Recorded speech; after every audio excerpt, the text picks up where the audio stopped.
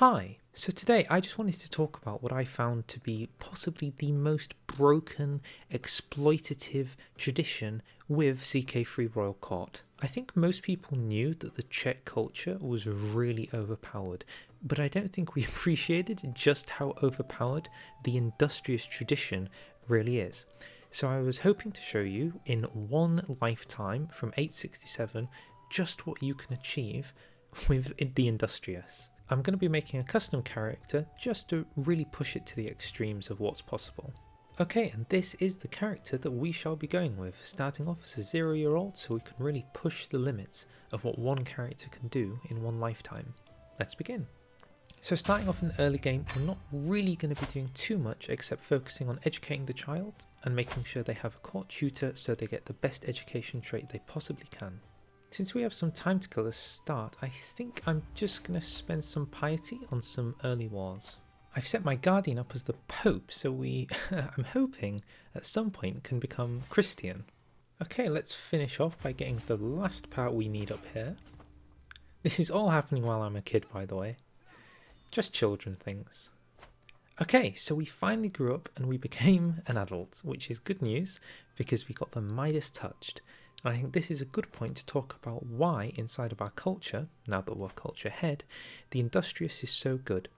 So you gain 25 development growth every time you build a building, which is just amazing. Because 100 development growth equals 1 development, you could effectively go from 0 to 100 with 400 buildings. Of course, it's not quite that bad, but you know, that's the general core of how this works.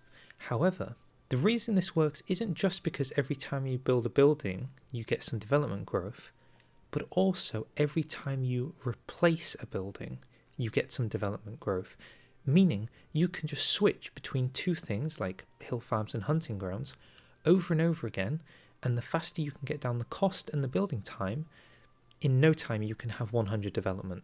It really is just about looping the rebuilding and replacing buildings. Okay, so we've reached an unfortunate situation just as I turned 17, where apparently the world doesn't like the fact that I am Slovianskan. Now, hopefully, I should be able to get a little bit more faith, convert to Catholicism, and cancel out this war. So, can I please convert to Catholicism? And hopefully, that is an invalidated war. Oh, brilliant, my character got gout. Jeez Louise. You try and make a video to explain how good something's going to be, and the game just has other ideas. I got sons. Twin sons. I think these names shall suffice. So we've saved up enough money that now we can buy what I think is called the Kutnahora mine, which is, these mines are so good in the early game, you just have to get them. This is free direct tax and holding tax increase. Okay, we can create the Duchy of Pomerelia. I know this isn't us yet building and spamming out tons of buildings, but I'm just trying to consolidate my country, and unfortunately, to create the Kingdom of Bohemia, you have to have 2 duchies, even though Bohemia itself is a duchy. It's awkward. But now we just need 500 gold and we're the King of Bohemia. So after reaching 500 gold at my next milestone, which I'm going to admit is largely due to just exhorting subjects every opportunity I can now create the Kingdom of Bohemia. And with that comes the Royal Court. One of the reasons getting a Royal Court is so good is because court grandeur with an administrative court allows you to get more building construction cost time and cost down. So it's at this point that the real snowballing begins. Every month we're making 11 gold and things are just going to get cheaper and cheaper, and every time you build something you're going to get some development growth. As it stands right now I'm 39 years old, so I'm about maybe a third, maybe closer to a halfway through my life, and unfortunately gout is going to cause some issues. But the development is now on its way. We've reached 11 and I think from here a good snowball can roll. Luckily all my vassals that had all my surrounding territory have feudalised all of the land, so now that I'm revoking it from them, I can just immediately start building buildings inside. Gout-ridden, free from pain, I had to restrict myself, but it has finally gone. Oh my goodness, I am not going to die at 60. This is some good news. So to give some context to just how powerful this is, I recently got cooperative stonemasons, which gives me some pretty impressive buffs, and in order to just level the county, I can go hunting grounds for 65 gold in 2 months, and again for hide tents 65 gold in 2 months. I'm just flipping between them, and the development is just going up and up. And they called me a madman. Now I do recognise this is probably not the most fun way to play. Just constantly flipping between these and then going between military camp and hunting grounds. But regardless of that, it is powerful. Undeniably so. I don't believe it. I hold court again and I get an event. For 60 gold, Praha gains free labour, construction time and building cost. This madness won't end. So at the good old age of 52, our court smells like poo, but luckily we've got our barony up to 20. So we're sort of starting to compete with Rome. We're not quite there yet, and Constantinople is definitely also a ways off, but the race is on. Ooh la la, an illustrious small wall ornament. Not too bad at all. And a very good crown for renown. I cannot complain. Okay, we've got ourselves another castle in the form of Melnik. Regardless, this is more things to build in, more money to be made. Using tyranny, I can get 500 gold. Goodness me, so much, just so much. Something I forgot to do, because I'm somewhat foolish, is because we're now a king, we can get a royal architect. The better the architect, the faster the construction time that we can unlock. Every little helps. Okay, at this point, I think you get the picture of what's going on. So I'm going to just flash forward until I'm sort of reaching the end of my life, and I'll show you the totality of what can be achieved. Remember, the game did not start that long ago. It's still the same character. I'll see you then.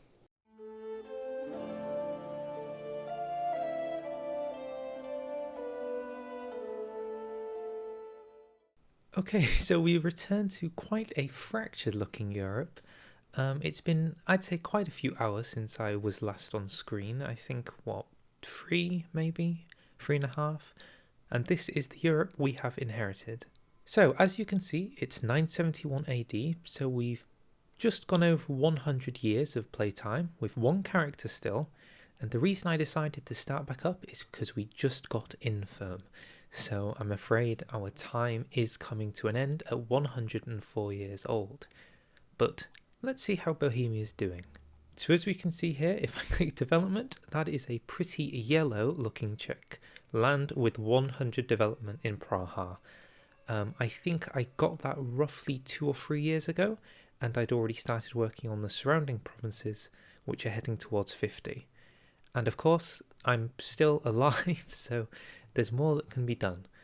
I think this is Iron Man. This is an indication of just how powerful Industrious is, just by spamming between 2 building types. I was able to massively increase my production later on by unlocking more cities, which had very fast construction time. But at this point, now that I've got the golden income and everything's working, I'm just focusing on building up all the other places, and then from here, the snowball is too much. Because of this, Praha now has 50% more levies, 50% more taxes, and a 15,000 supply limit. So I think pretty much any army can be raised up in Praha. In addition, we've also managed to start catching up in terms of our innovations, and I just got to early medieval, which is pretty good considering that the French, I think the Italians have made their headway into it as well.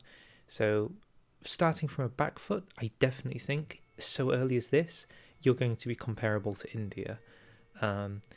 Like by the year 1000, I think you'll have overtaken them, and by 1100, yeah, I think you'll have finished high medieval. So it's super powerful.